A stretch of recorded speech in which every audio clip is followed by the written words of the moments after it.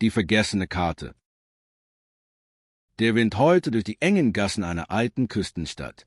Eine einzelne Laterne flackerte vor einem zerfledderten Buchladen und warf ein schwaches Licht auf ein verwittertes Holzschild.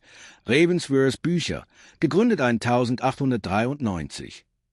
Drinnen erfüllte der Duft von altem Pergament und Leder die Luft, während Johann Richter, ein erfahrener Archäologe, mit den Fingern über den Rücken eines verstaubten, vergessenen Buches strich. Dann sah er es.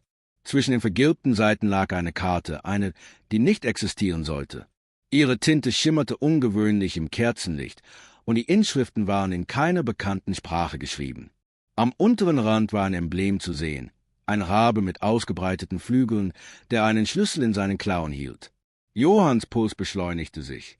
Dieses Symbol hatte er schon einmal gesehen, an der Tür einer verbotenen Gruft in den peruanischen Anden. Jemand wusste Bescheid. Jemand hatte ihm das absichtlich hinterlassen. Ein kalter Schauer lief ihm über den Rücken, als seine Stimme hinter ihm flüsterte. »Das hättest du nicht finden sollen.« Johann fuhr herum, doch der Gang war leer. Und doch spürte er, dass ihn jemand beobachtete. Er packte die Karte und stürmte hinaus in die nebligen Straßen. Seine Stiefel hallten auf dem Kopfsteinpflaster wieder.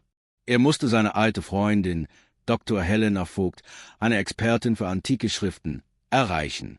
Doch kaum bog er um die Ecke, traten zwei dunkle Gestalten in langen Mänteln in seinen Weg. Keine plötzlichen Bewegungen, Dr. Richter. Johann hatte kaum Zeit zu reagieren, als seine behandschuhte Hand nach seinem Arm griff. Jahre der Feldforschung hatten ihn gelehrt, seinem Instinkt zu vertrauen. Er duckte sich, drehte sich blitzschnell und rannte durch eine Seitengasse. Sein Herz raste. Die Karte war zu wichtig, um sie zu verlieren. Er musste sie entschlüsseln, bevor es die anderen taten. Und wer auch immer sie waren bereit, dafür zu töten. Nach einer knappen Flucht erreichte Johann Helenas chaotisches Arbeitszimmer. Bücher und alte Manuskripte bedeckten jede Oberfläche. Während sie die Karte unter UV-Licht untersuchte, erschienen merkwürdige, verborgene Markierungen, Koordinaten, aber auch etwas anderes. »Das ist nicht nur ein Ort«, murmelte Helena. »Es ist eine Warnung.« Bevor Johann antworten konnte, flackerte das Licht. Ein scharfes Klopfen an der Tür ließ sie erstarren. »Sie haben uns gefunden.« Johann und Helena entkamen in letzter Sekunde, bevor bewaffnete Männer das Gebäude stürmten. Ihr einziger Hinweis? Die Koordinaten führten zu einer abgelegenen Insel im Pazifik, die offiziell nicht existierte. Auf der Flucht sicherten sie sich ein altes Wasserflugzeug und starteten im Morgengrauen. Als die Sonne über den Horizont stieg, tauchte die Insel aus dem Nebel auf wie etwas aus einer Legende, zerklüftete Klippen, dichter Dschungel und die schwache Silhouette eines uralten Tempels. Der Tempel war älter als jede bekannte Zivilisation, seine Wände mit Inschriften bedeckt, die von einer verlorenen Kultur erzählten. Als sie tiefer vordrangen, keuchte Helena. Ein Wandgemälde zeigte das Rabensymbol und eine Prophezeiung. Bevor sie mehr entziffern konnten, bebte der Boden heftig. Ein verborgener Mechanismus war aktiviert worden. Der Boden riss auf und enthüllte einen dunklen Abgrund. Dann hallte eine Stimme aus den Schatten. »Ihr hättet besser umkehren sollen, solange ihr noch konntet.« Eine maskierte Gestalt trat hervor, der Anführer der Geheimgesellschaft, die die Karte jagte. Er offenbarte die erschütternde Wahrheit. Die Karte führte zu einem Artefakt von unvorstellbarer Macht, das seit Jahrhunderten versteckt war, um die Menschheit zu schützen.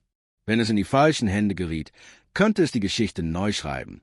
Ein tödliches Katz-und-Maus-Spiel entfaltete sich tief im Tempel, während Johann und Helena versuchten, ihre Verfolger zu überlisten. Mit Fallen gespickte Korridore, verborgene Kammern und rätselhafte Mechanismen testeten ihre Grenzen.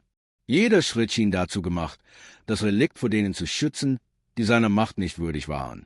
Helena entzifferte uralte Inschriften, die auf eine letzte Entscheidung hinwiesen, Macht oder Zerstörung.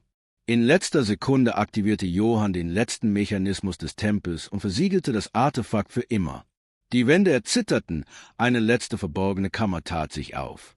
Darin standen goldene Statuen vergessener Gottheiten und in der Mitte ein steinerner Sockel, auf dem das Artefakt einst ruhete.